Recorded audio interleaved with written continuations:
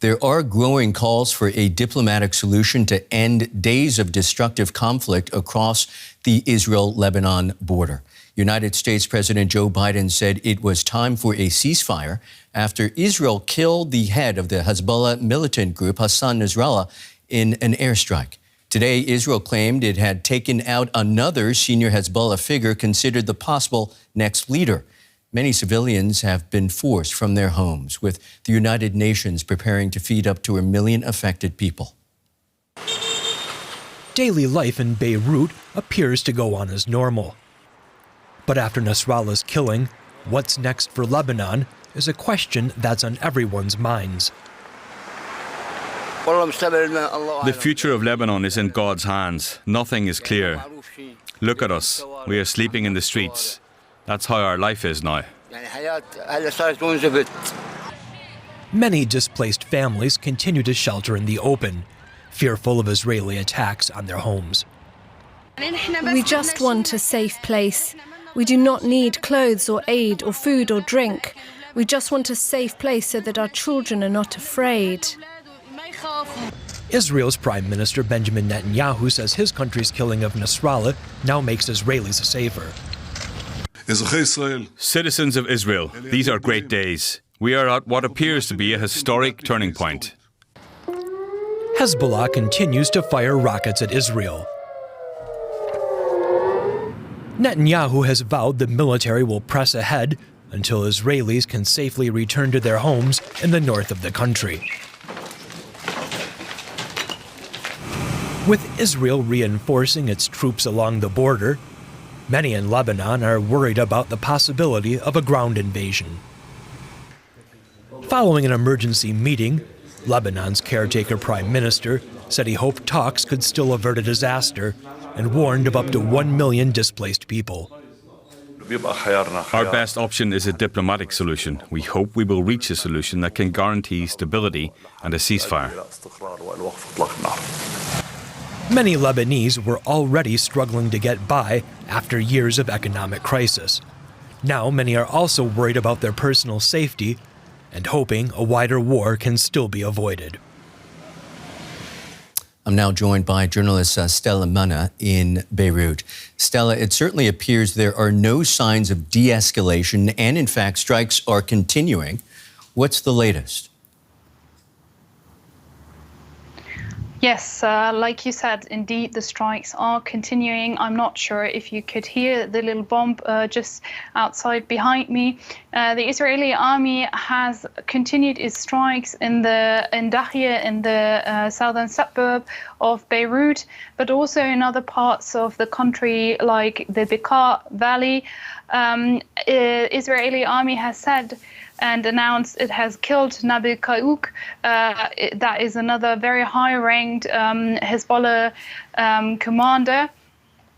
So to summarize the last days, I can say that it seems like the Israeli army has really eliminated many of the most important Hezbollah commander. But of course, these airstrikes have also worsened the situation for the civilians. Fighting has left hundreds of thousands displaced. Where do they go and who's helping them?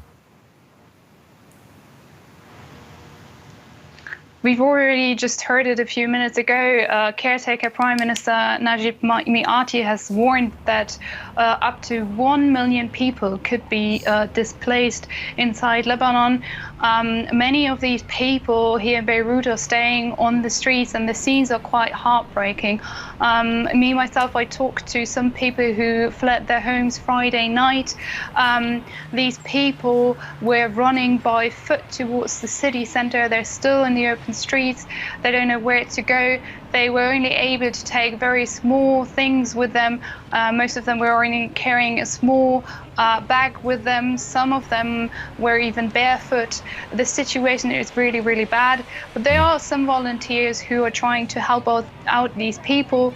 I saw some volunteers distributing water because it's still very hot in Beirut. And there are other initiatives of people who are trying to find accommodation for these people. But it's very important to say that this help is all done by volunteers. The Lebanese state is a failed state and is also not taking on these tasks. Stella, clearly the assassination of Hassan Nasrallah is a huge blow to Hezbollah. What's the reaction been from the paramilitary group so far, and is there any sign at all of who might succeed Nasrallah? Well, the speculations about who might succeed Nasrallah are ongoing at the moment because, of course, Nasrallah is leaving a huge power void, vacuum void, and the question is who will be able to even fill the void. As also, like I said before, a lot of high ranked commanders have already been killed by the Israeli army, and Nasrallah was also leading the organizations for more than 30 years. So one thing is for sure, it won't be easy to find a new person. Among analysts, there are two names that are discussed at the moment. One is Hashem Saifuddin, and the other one is Naim Qassem. Saifuddin is a cousin of Nasrallah, and he is known to have very close ties with Iran. Naim Qassem, on the other hand, could also be in a pole position for the new position of a leader, as Hezbollah has named him as interim leader after Nasrallah's death, and he's known to be the second of the organization. Got it. Many thanks there to journalist Stella Mena in Beirut. Let's stay on this with DW Middle East analyst Shani Rosanes, who joins me now in the studio. Shani, the Israeli army says another top Hezbollah official was killed in Saturday's strike, and that its Air Force had struck, I'm quoting now, dozens of Hezbollah terror targets today.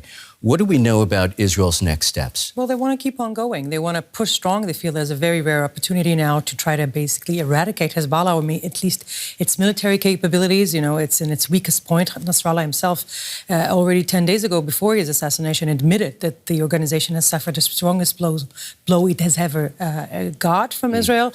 And they want to try and push forward as much as possible, not just for the immediate goal of bringing back the Israeli citizens of the north, but also on the long term, because this conflict with Hezbollah has been going on for many years, and they know this is a rare opportunity as far as they're concerned.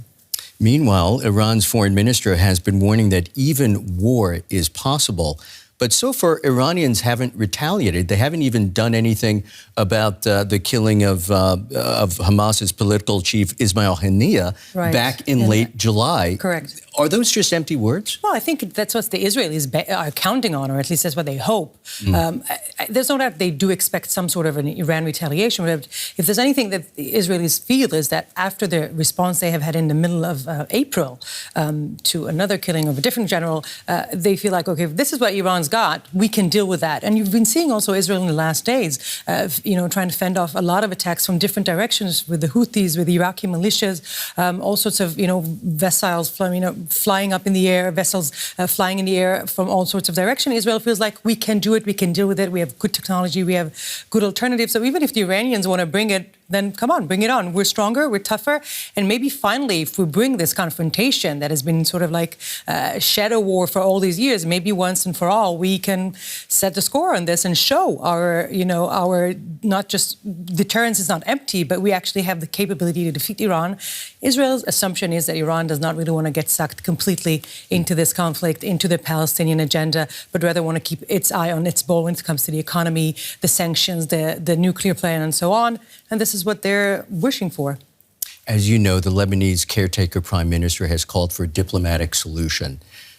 Does the Israeli government want to deal with the government in Beirut? Oh, I think Israelis would have loved to deal with the Lebanese government and not with the de facto ruler of Lebanon, who has been Nasrallah for many years. His clout, his political, influence in Lebanon was immense. And the way many Israelis try to sell this, what we've been seeing in the last days, is we have given the Lebanese a rare opportunity to take back their country. We have helped the Lebanese by removing Nasrallah away.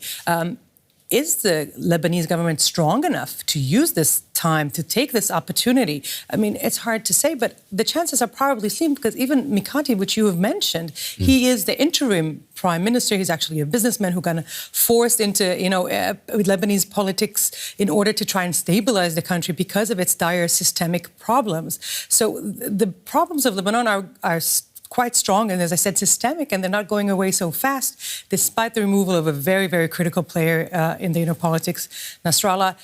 If the Americans, for example, or the Europeans, maybe the French, will push in and come in with a very concrete initiative, that might be the push that both sides need and might help everybody to reach some sort of an agreement.